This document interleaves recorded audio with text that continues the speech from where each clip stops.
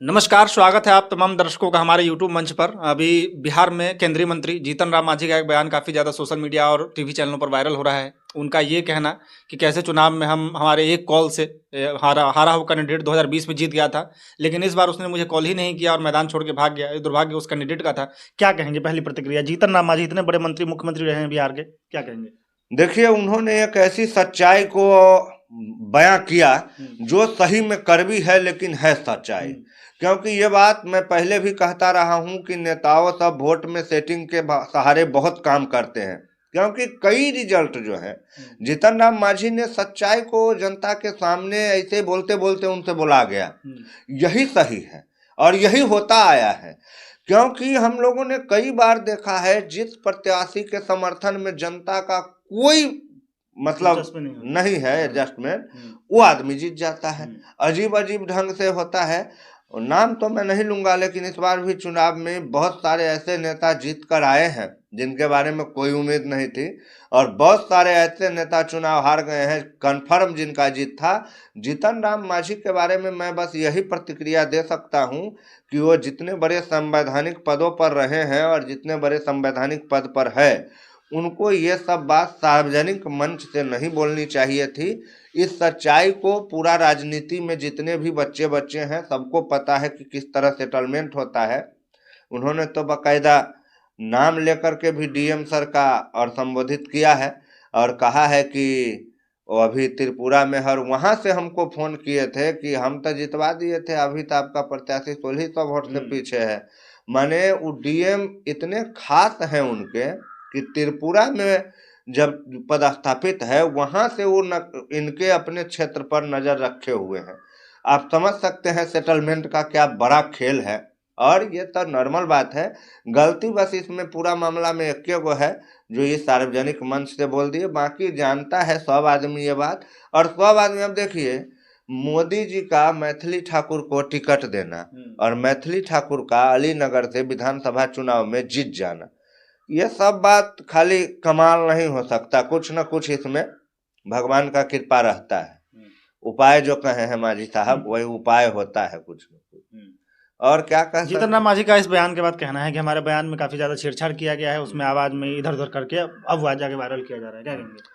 देखिए, जीतन राम मांझी के आवाज में छेड़छाड़ किया गया है या नहीं किया गया हो, तो ऐसे सेंट्रल मिनिस्ट्री है, सब कुछ वही में हो जाएगा। और जो वीडियो जारी किया है वो कहाँ जारी हो गया होगा से तो हमको नहीं पता है भाई। क्योंकि वो जिसके खिलाफ वीडियो जारी किया है वो जब सरेआम ढंग से माइक में बोल रहा है तो वो कुछ पावड़े से न बोल रहा होगा। अब वही सब कनी लेपापोती होगा, 2-4 दिन हल्ला हंगामा चलेगा, ये सब लेना हुआ हमारे साथ होना हुआ, रोना गाना चलेगा, फिर सब लेपापोती होकर झपा जाएगा। क्योंकि देखिए, पूरा का पूरा अब सवाल किस पे उठ रहा है? डीएम पर। डीएम पर सवाल उठना आम बात नहीं है। डीएम अपने आप में प्रधानमंत्री से ज्यादा पावरफुल होता है, वो भी बहुत बड़ा बड़ा एग्जाम फाइट करके आया रहता है, लेकिन उसके ऊपर भी प्रेशर होता है, उसके ऊपर भी बहुत सारा बात है। भारत में सिर्फ आप काबिलियत के आधार पर पद नहीं पाते हैं। भारत में आपको पद पाने के लिए ऊपर वाले का हाथ भी चाहिए। काबिलियत वाला भारत में कई गो घास छील रहा है, गाय चरा रहा है, बकरी चरा रहा है, और जो बेकाबिल आदमी है वो सब बड़का बड़का मंत्री बना हुआ है। हमारे गांव में 20 को ऐसा मास्टर को हम बता देंगे जिसको पढ़ने लिखने नहीं आता है अपने, लेकिन वो मास्टर है, अच्छा खासा पढ़ा लिखा हुआ आदमी, कहीं जो है से नशा पानी करके पड़ल है रोड कात में, वो अपना दिन के लिए सोच रहा है जो हम काहे पढ़े। तो ये सब बात है, काबिलियत नहीं होनी चाहिए, आपके ऊपर हाथ होनी चाहिए। तो हो सकता है ये हाथ वाला डीएम सब जो है, ये सब तो भाई काम करवे करेगा, अगर नहीं करेगा, कहीं हाथ हटा दिया तो वो डीएम में नहीं रहेगा। तो वैसे ही डीएम जो इस तरह से बनाए जाते हैं वो ये काम करते हैं। और आपने देखा होगा चुनाव से पहले हर एक जिले में, हर एक ब्लॉक में, हर एक जगह पे जहां सरकार के बड़े पदाधिकारी हैं उसको ट्रांसफर किया जाता है चुनाव से पहले। उसके बाद चुनाव की अधिसूचना जारी होगी। इसका क्या मतलब होता है? जो वर्तमान सरकार है वो सरकार अपना सेटलमेंट लगा ले, जो उसको कहाँ से कैसे जीतना है, कितना सीट लाना है, और नहीं लगा पाया तो वही खेल खत्म हो जाता है। तो ये सब बात तो जानल बुझल है, राजनीति का एबीसीडी है। पैसा दे करके ही काम होता है, फोन कॉल से ही काम होता है। कहीं कहीं जनता के वोट से भी नेता जीतता है, लेकिन ये सब बात कहीं कहीं होता है। ज़्यादातर मामलों में उपायों के सहारे ही जीता जाता है। जीतन राम मांझी का बयान कोई मतलब विचलित कर देने वाला बयान नहीं है।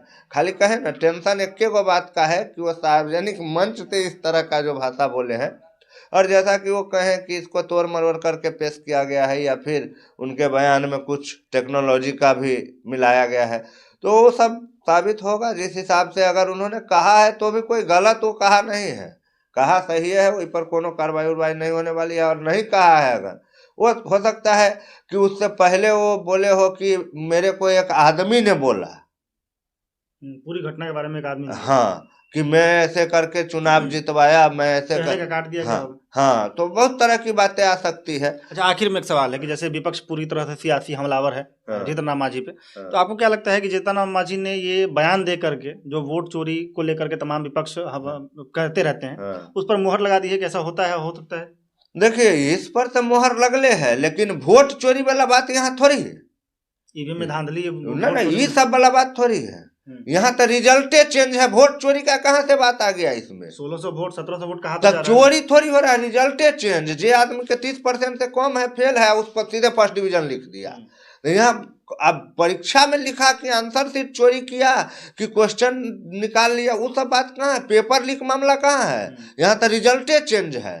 तो वो सब तब हम क्या कह रहे हैं, राहुल गांधी के पास कुछ न कुछ चीज की अभावी है जो वोट चोरी। यहाँ पूरा रिजल्टे चेंज है, पर वो बातें नहीं करते हैं। कहावत है हम लोग के यहाँ पर, जो सोना के लूट हो या कोयला पर छप्पा। माने सोना के लिए कोई लूटने वाला नहीं है, कोयला के लिए मार कर रहा है 2 किलो हमको दो, 2 किलो हमको। यहाँ पूरा का पूरा रिजल्टे गायब है, वो कह रहा है वोट चोरी। अब पेट खराब रहेगा, बुखार का दवाई खाइएगा तो कहियो ठीक होगा? नहीं ठीक होगा। तो यहाँ रिजल्ट गायब है, उगा रहा है वोट चोरी, कहियो नहीं पकड़ पाएगा जो आखिर कांड कहाँ हो रहा है। तो जीतन राम मांझी ने अगर ये बस तरह का बयान दिया है, मैं नहीं स्वीकार कर रहा हूँ, लेकिन अगर दिया है तो उन्होंने एक सच्ची बात इस सबको बताई है। तुम लोग को नहीं पता है, वोट चोरी झूठे करते हो, हम लोग सीधे रिजल्टे गायब कर देते हैं। तोरा प्रत्याशी के कितनों वोट आएगा इससे हमको कोई बहस नहीं, जीतेगा मेरा प्रत्याशी, बात खत्म।